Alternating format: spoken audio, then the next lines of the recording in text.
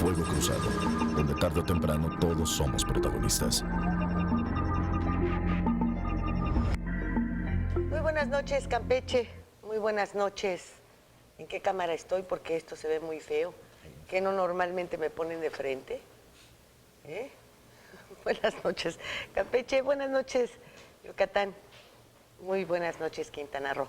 Estamos en su programa número, déjeme decirle, 156.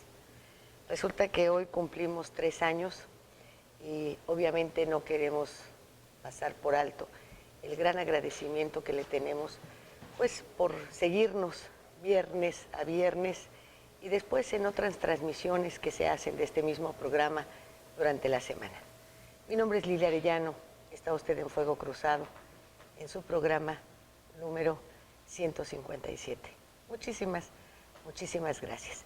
Y esta noche, como lo hemos venido haciendo las semanas anteriores, vamos a hablar de las reformas o de estas iniciativas que pretenden llevar a reformas de carácter constitucional. Hoy toca el turno a la de seguridad pública. Acompáñenos, por favor, y veamos juntos esto que hemos preparado para usted.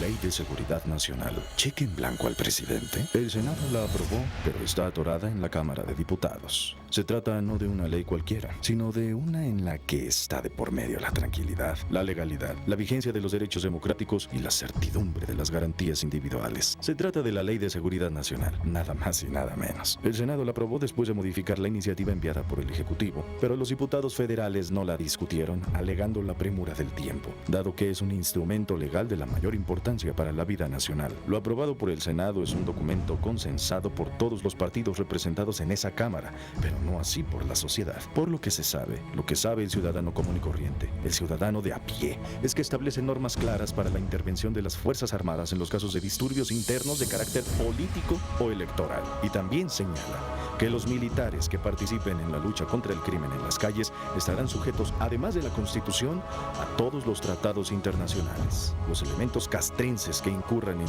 ilícitos en contra de civiles serán juzgados por los tribunales civiles según lo que disponen los artículos 13 y 133 constitucionales aprobados por los legisladores. Las Fuerzas Armadas solo podrán intervenir en algún estado, delegación o municipio previa petición de los congresos locales, gobernadores o el jefe del gobierno capitalino para que se declare la existencia de una afectación a la seguridad interior. La solicitud será presentada ante el secretario ejecutivo del Consejo de Seguridad Nacional y esta dependencia determinará si procede o no la petición y cuáles serán las instituciones que deban brindar el apoyo requerido.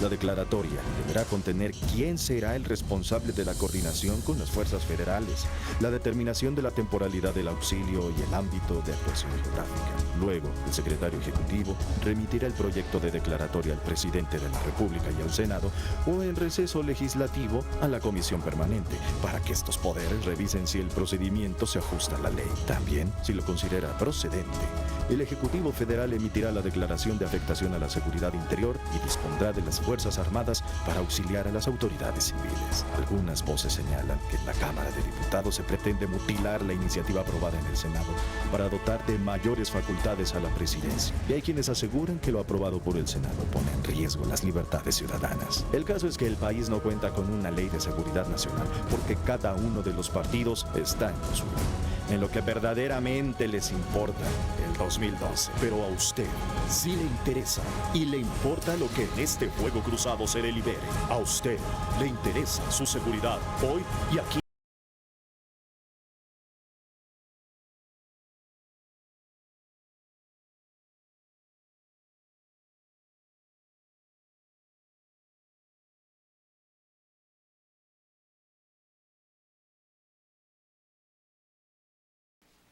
Permítame presentarle a nuestro panel de esta noche, el licenciado Joaquín González Castro, notario público número 29, expresidente del Tribunal Superior de Justicia, ex presidente municipal de Cancún, ex senador, ¿qué más?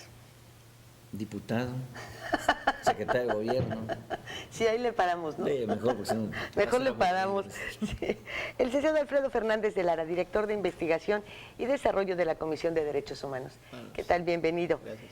El senador José Luis García Salvidea, ¿cómo estás? Muy bien. José Luis, muy Sí, buenas ahora noches. mismo, con mucho El gusto. licenciado Juan Caballero, notario público número 51, maestro de Derecho de la Universidad La Salle, exsecretario del Ayuntamiento de Cancún, ¿qué más? Pues también va a ser aburrido, mejor ahí lo dejamos. Mejor ahí le de... Lo bueno es que seguimos vivos, muchachos. Eso es lo mejor de todo. Gracias por lo del muchacho. Y bien, esto de la seguridad nacional, que hace un momento mencionaba como seguridad pública, bueno, pero finalmente también la seguridad pública forma parte de esta seguridad nacional y creo que a los ciudadanos hoy por hoy nos interesa más esta seguridad que tenemos tan cerca. De repente las situaciones de límites, de injerencia de otros países, durante muchos años no fue preocupación de los mexicanos porque las reglas eran muy claras. El respeto al derecho ajeno es la paz. En México no hemos tenido terroristas, no hemos tenido actividades de terrorismo, ¿no es así?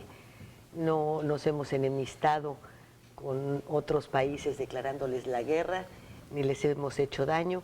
Y es este cinturón de seguridad en el que los Estados Unidos pretenden convertirnos el que en algún momento ha puesto en peligro la seguridad nacional. Pero está la otra, la que se refiere a los asaltos, al narcotráfico, a todo esto. Estas reformas, ¿cómo las consideras, Joaquín?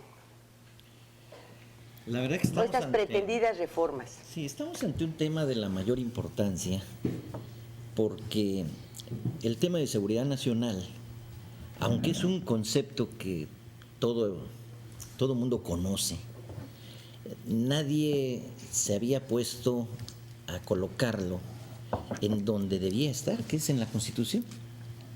Y es hasta el 2005 en que se vio el país en la necesidad de ubicar en el texto constitucional la materia de la seguridad nacional. Se facultó al Congreso de la Unión para legislar en esa materia y se facultó al presidente de la República para preservar la seguridad nacional. A raíz de ello, en el 2005, se publica la primera ley de seguridad nacional donde se establecen las bases primordiales de coordinación en la materia. Sin embargo, no se abordaron los temas estructurales. ¿Qué está Bueno, a ver, ocurriendo? perdóname la ignorancia. ¿Que en la Constitución no está debidamente enmarcado, ya desde hace varias décadas, que el titular del Ejecutivo es responsable de la seguridad del país? ¿Eso no es seguridad nacional? Curiosamente- ¿Y de los bienes y el patrimonio de los ciudadanos? Curiosamente, el presidente de la República, hasta 2005, estaba facultado para preservar la seguridad. No, como obligación. Y como obligación, tenía la facultad y obligación de preservar la seguridad interna y la defensa exterior del país. Esos eran los dos conceptos. Estaba facultado para disponer de las Fuerzas Armadas cuando se requiriese, ¿no?, aplicarlas en defensa de la soberanía nacional y en materia de seguridad interior. Sin embargo, nadie había definido qué es la seguridad interior. Me explico, o trataré de explicarme.